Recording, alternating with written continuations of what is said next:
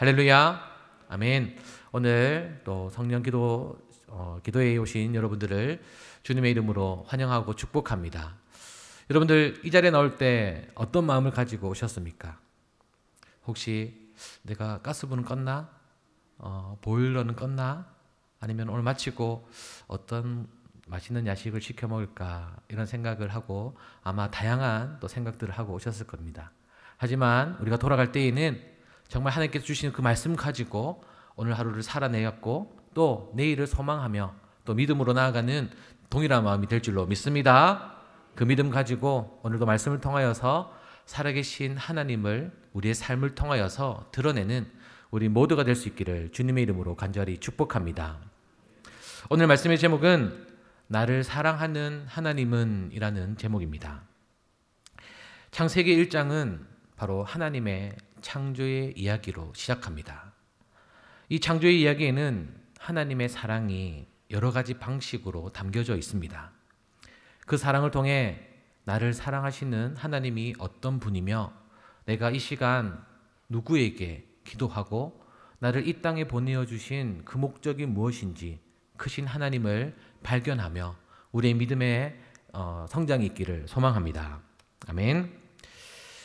세상 창조에 관한 기록이라는 뜻을 가진 이 창세기는 바로 태초에라는 의미를 가지고 있습니다. 이것은 성경의 첫 글자를 그 책의 제목을 쓰는 히브리인들의 문화에서 시작되었는데요. 1절은 우리가 너무나도 잘 알고 있기 때문에 한번 암송해 보겠습니다. 우리 1절 함께 암송하겠습니다. 시작. 태초에 하나님이 천지를 창조하시니라. 아멘. 아마 모든 사람들은 모든 성경을 이제 읽고 믿음이 있는 사람들은 이 1장 1절 말씀은 다 외우고 있는 거라 생각이 됩니다. 성경의 제일 첫 부분에서 바로 하나님이 천지 만물과 존재하는 모든 것을 창조하셨다라고 선포합니다.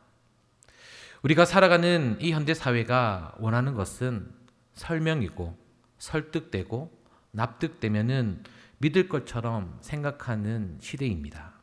하지만 성경은 설명을 하거나 설득하지 않고 단순하고 명료하게 하나님의 창조를 선포합니다. 1절에 나오는 주어는 하나님입니다.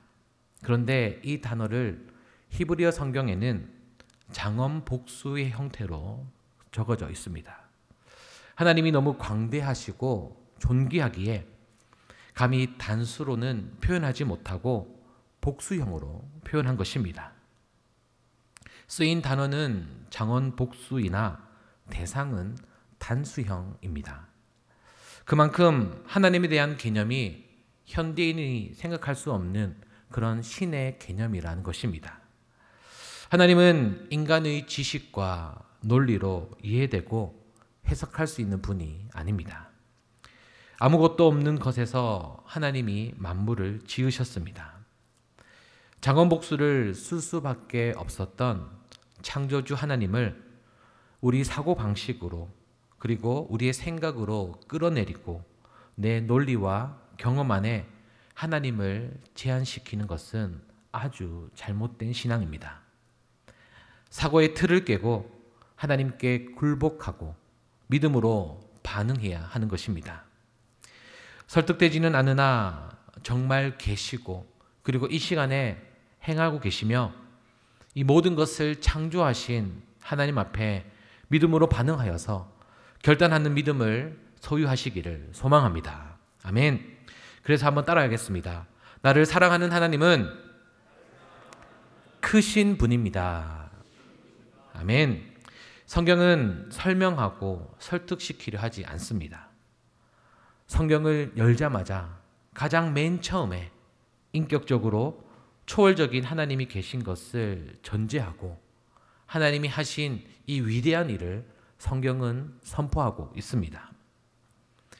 성경은 하나님이 계시고 분명한 목적과 계획을 가지고 계시며 하늘과 땅과 그 가운데에 있는 모든 것을 지으셨습니다.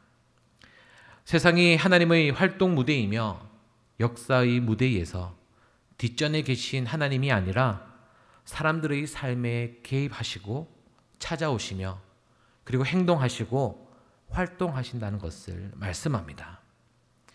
이 크신 하나님이 나의 아버지이시며 나의 주인이심을 믿으시기를 바랍니다. 창세기의 의미와 같은 태초에라는 단어는 이 천지 만물이 있기 전, 즉 아무것도 없었던 때를 말씀합니다. 그때에 하나님께서 천지를 창조하십니다. 이 창조라는 단어에 사용된 히브리어는 바라라는 단어인데요. 이 바라라는 단어는 하나님일 때만 사용하는 독특한 단어입니다. 히브리 사람들은 하나님을 표현할 때만 쓰는 독특한 단어들이 몇 가지씩 있는데 그 중에 하나가 바로 이 창조를 의미하는 바라라는 단어입니다. 1장에서는 첫째 날에서부터 여섯 날을 통해 하나님이 만드신 것을 드러내고 있는데 한번 표를 보겠습니다. 앞에 표를 보시면 첫째 날과 셋째 날을 통해서는 하나님께서는 공간 또는 장소를 만드셨습니다. 그리고 넷째 날과 여섯째 날에 그 공간 또는 장소를 채우신다라는 것을 볼 수 있는데요. 여기서 중요한 것은 여섯째 날에 창조된 인간의 입장에서 이 첫째 날에서부터 다섯째 날까지의 그런 상황들을 볼 때에 앞에 창조된 것들이 바로 사람이 살기에 알맞도록 하나의 대상을 위한 것임을 우리는 깨달을 수 있고 느낄 수가 있는 것입니다. 이 모든 하나님의 창조의 순서와 흐름이 인간이 거주하기에 딱 맞도록 창조되었고 모든 것을 다 만든 후에 그 창조를 누리고 기뻐할 수 있도록 맨 마지막에 인간을 만드신 것입니다. 사람이 이 모든 만물보다 가치롭고 영원하며 복되게 지어주셨습니다. 다시 한번 따라하겠습니다. 나를 사랑하는 하나님은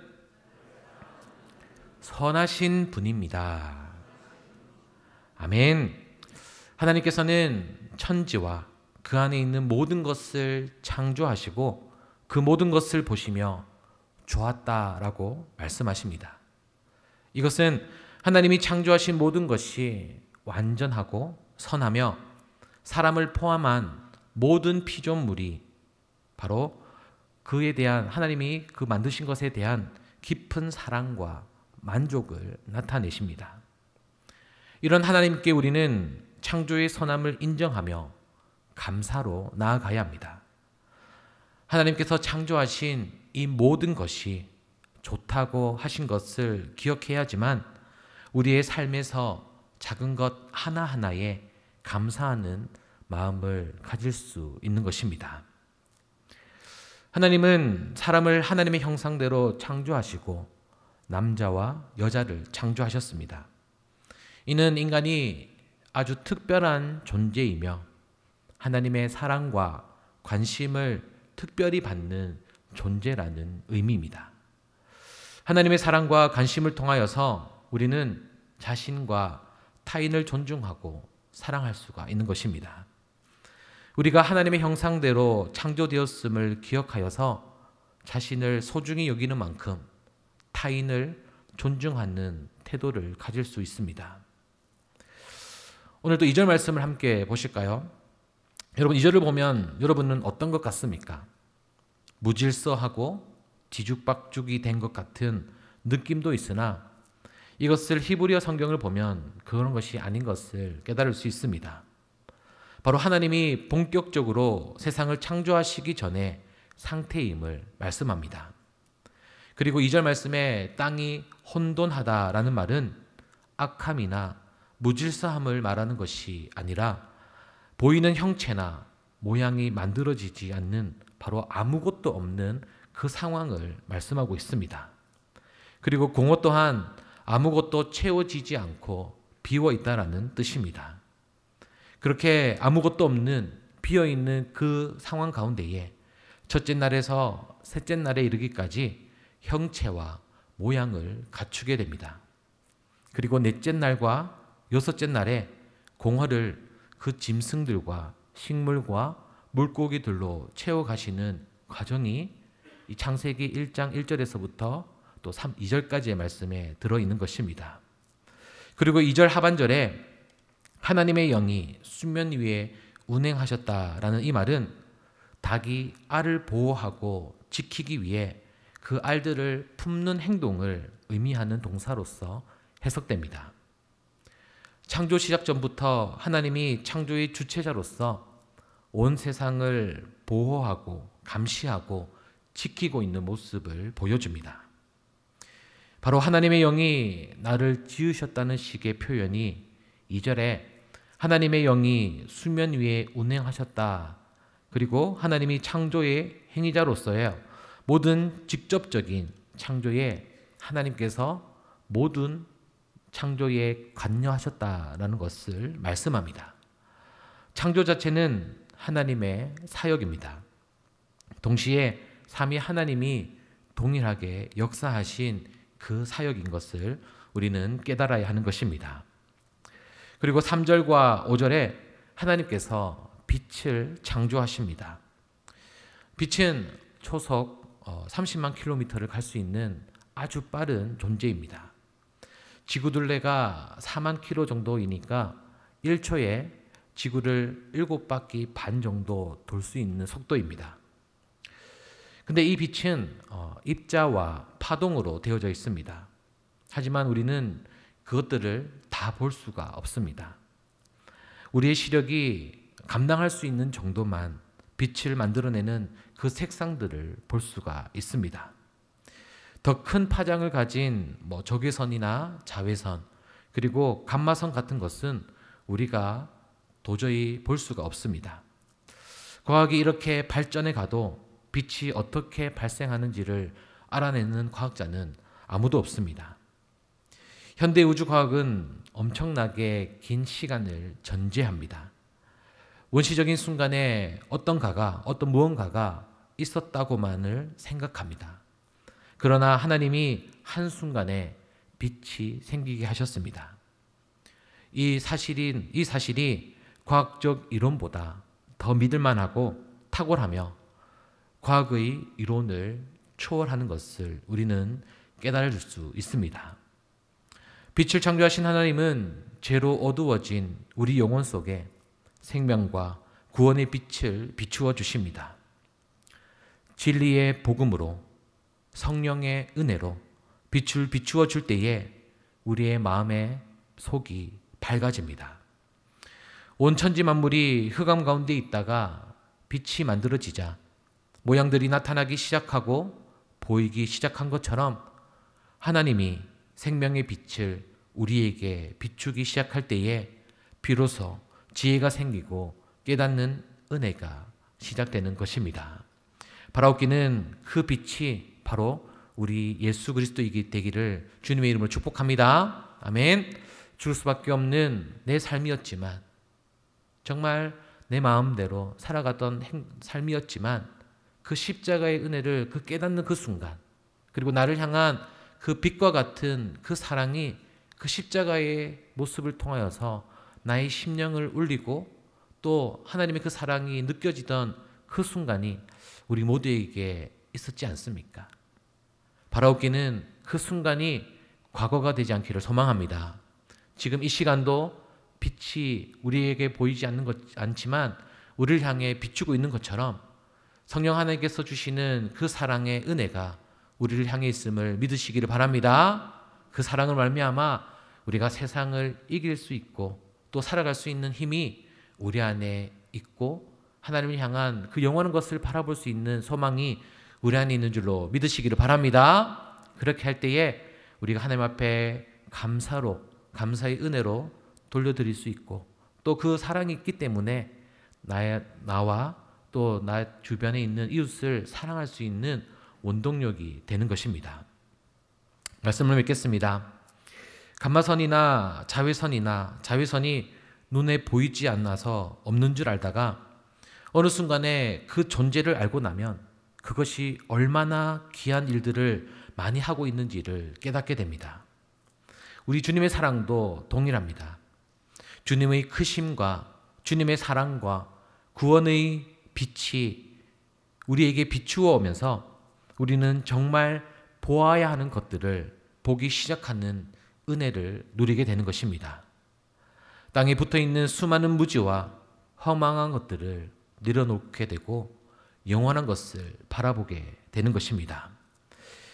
성경 말씀은 처음부터 우리에게 진리로 말씀합니다.